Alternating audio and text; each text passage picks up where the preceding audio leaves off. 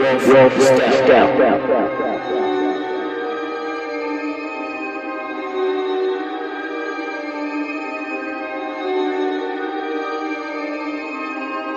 Perfect.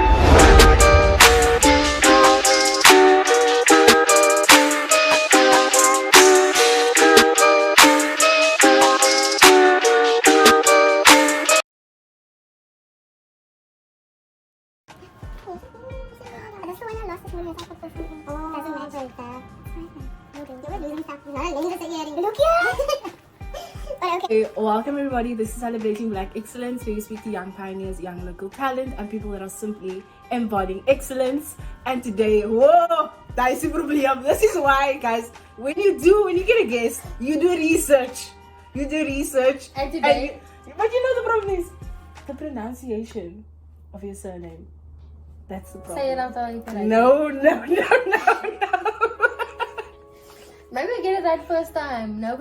People hardly do, but I'm sure you will. I won't. I believe in you. I don't. But I believe in you. I don't. But I do. No. But Jesus is on my team. On your team and not mine. Definitely mine. Favorite child? I'll have a conversation with the Lord on that one. Surname? Kiahra Vantura. Okay, I was thinking. I knew. I was right. It's really simple. People just overthink it. So guys, welcome Kiahra Vantura, everybody. She's so gorgeous, and I had to do an interview. Thank you. Thank so you. am I. But I'm really happy to have a conversation with you and get to know you better, because you are really an example of excellence. And firstly, I just want you to tell us, what are you doing right now? Right now, I'm doing a whole bunch of things actually, but first, priority wise, if I have to start at the top of the list and go down, I'm final year. UWC. I'm sorry. Yes. So obviously that's my top priority is obviously my studies. I'm studying BSc Sports Science. That's like my passion. Everything to do with sports and things. But I am more focused on the medical side, not actually the sports, but more of the body of athletes and how they progress and how to better them and how to fix it, also, doctor stuff and stuff. Oh. And then secondly, I'm a competitive gymnast. So I'm still on the South African gymnastics team, and the next Olympics is 2024, obviously. So wait, come again? You say it again? Say it again? The next Olympics is Okay. 2024, and I do acrobatic gymnastics, and it's finally gonna be a category in the Olympics. So we actually, and being on the South African team, obviously then you would represent South Africa. So I'm definitely training, and that's my second priority, and why it kind of moved up on the list, because it's a goal for it now. And then I'm an intern. I'm doing an internship. That used to be second, but obviously it's swapped because priority wise. But I'm doing an internship also in collaboration with my degree. So I'm at a private training facility called Body 20, where we do personal training one-on-one. And then I own a studio. I mean, I'm studio owner. That's massive. Studio I almost owner forgot. of gymnastics. Because it's just been hectic, man. Things have been growing and coming a lot. God is so good, man. Not for no reason. I really don't deserve it. I just really. Thanks, man. It's amazing. But how do you get to balance all of these things? You have a lot going on right now. I do, but the thing is, to me, it's just everyone has the same 24 hours in a day. And it depends on, time is not different for me than for you. It's just, for me, where people will, make time to go out. I'm if I can go out, then I can surely do this thing. It's just about prioritizing, I hear you. And I just feel this next few years is quite crucial to the rest of my life. So I really don't mind sacrificing whatever. Mostly I sacrifice my sleep because I would it's just sleep, man. Surely you can. You can get it later. Yeah.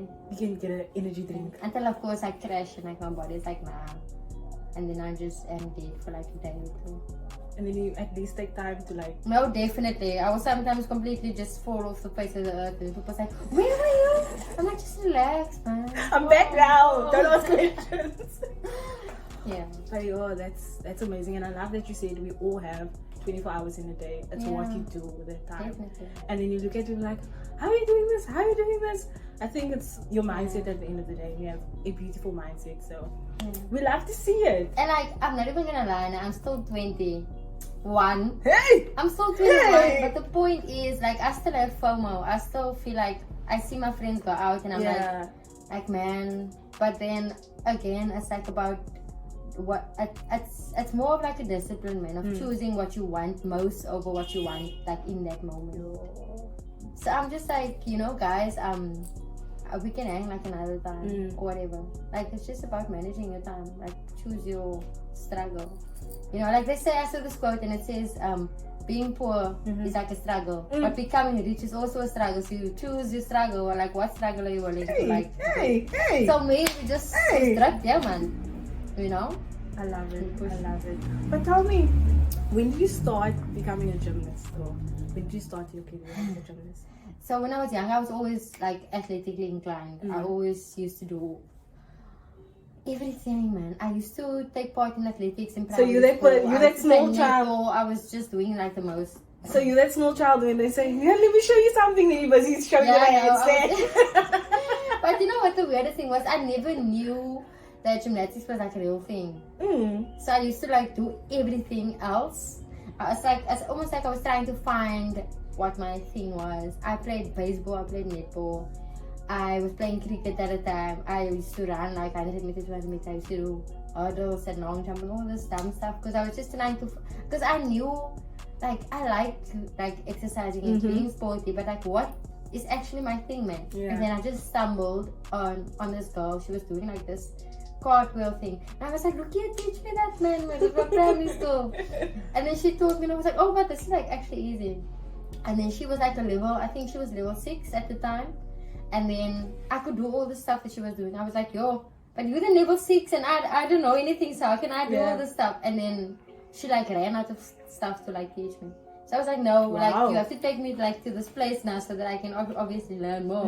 And then when I got there was like so much to learn, and I was like, nah, you know, guys, I can't do this. And then I actually like gave up at the time. Yeah, like it wasn't always easy, and it's not just like something that you can like just do. You know, you have to find your feet, man. And then because it was quite difficult, and obviously it was new to me, so we train like actual train, and my body used to like shut down and all this stuff. So it was like tough at first, but then again I just made the decision that I actually want to be here. It was very challenging. I couldn't do all this stuff, but of course I'm like, I am where I am now, so it all worked out in the end. What was that motivation that you have to just keep pushing? This is a bit personal, but I'll tell you anyway. So this is just like a typical college story at this point, but okay. And my father left, but he doesn't live far. Like, he knows where I am and he knows where I go to school and all this stuff. So I just think I was just really just like trying to like make him proud. Does that make sense? Like, I wanted him to be proud enough to like actually come and watch my competitions, and then that's what actually motivated me the most. Like, even throughout anything, even like schoolwork wise, my mom was like, if you don't like get like 80%, you know, overall average, if it's not 80%, then you can't do gymnastics. So gymnastics literally pushed me to motivate in school. Even in high school, like passing matric, I even had an 80% average. Oh my gee! No, but like, whoa! But not if it were my choice, I would just like do gymnastics or like dance for the rest of my life. But obviously you have to like do stuff. And later I was like, I sent him an invitation. I was like, oh, come, like I'm doing this and I'm like so good at this thing. Come, like, but he still didn't know. But that's not the point. The point is that like that used to motivate me a lot. It just shows you when you put your mind to something, like, I need to do this so that I can do this at the end of the day. You have to do something with the goal. That is That's But the there's goal. literally, the goal. Yeah. And that's why you're gonna keep succeeding, man. You're like so amazing. But you know what's the best thing is that I don't seek it anymore. But I'm still doing everything that I'm doing for me. That's the best part. That's like And you honestly, enjoy I what don't you're know. doing. I have no idea when the switch actually like came about. But I just am not seeking approval from like anyone or like any congratulations. I'm just doing it because I want to. And like for me, man, if I don't do it, like who is gonna do it for you? Yeah, like no one, man. So I just am, doing me for me because of me. Yes. Me. Oh, okay. But yeah, tell me about your studio. When did you find the studio? So I'm part-time owner. Okay. I work with Byron Benjamin at Forte Wolfe School of Movement. Go follow us on Instagram. So I am in charge of the gymnastics and fitness department. We started like last year, which is pretty amazing because we are already branching out to like different branches. The studio is based in Berkeley, close to Retreat. But we are also branching to have classes at Claremont at Ignite Fitness on a Saturday. And we offer like a variety of different classes. So it's not like just gymnastics or just fitness. We do salsa on Tuesdays, we do hip hop, we do contemporary on Wednesdays. So like it's not like a specific focus, it's more of a school of movement where you can just do everything. It's very wide ranged and it's quite excellent actually. Even the teachers there are all qualified and like excellent in what their focus areas are. So yeah, but we just still a baby company definitely. So like like our baby would need a lot of your attention and time. Definitely the company also needs a lot of attention and time and promoting, and we actually have to put a lot of sacrifice and money and things obviously into it. But it's good because obviously babies grow is the point. When it does grow, But I love it. I love the energy. I love your mindset, and I just hope that your baby grows to be an independent adult. You know, so you can sit at the top and delegate tasks. Can my manager do this? Can my, yes. Definitely. But yeah, tell me, do you have any other upcoming projects that we need to know about? So this year, it being my final year, I have like one module, medical bioscience actually. So it's just because of this that I kind of have free time that I would like to focus on like modeling more, creating more of a profile, being more on video shoots and like getting my creative side, like challenging that side of me so that I actually grow as a dancer, as not an influencer. I mean, I do want to have influence, but I don't want to be an influencer, if that makes sense. But I want to be able to influence people's lives in like a good way. So I wouldn't like say that I want to grow as an influencer, but I want to grow as like an inspiration type of thing. Like I want to be I don't actually just want to grow for myself. I want to grow so that I can like help others. I saw this quote while I have this book, and then at the back of the book it says like living in abundance is not like being rich is not God's provision for you to live in abundance, but it's His permission for you to help others. So like I just want to get to that point where I can take care of myself and like other people. Yeah. But I definitely want to grow myself obviously first this year. That's like my main focus. And obviously we live like in a millennial time, so I'm trying to boost followers and things like that, because like unfortunately that is what's necessary to get your name. Yeah. And there's money in there. Yeah. Oh, and we're obviously chasing bags. Bags. You're securing them. We are just.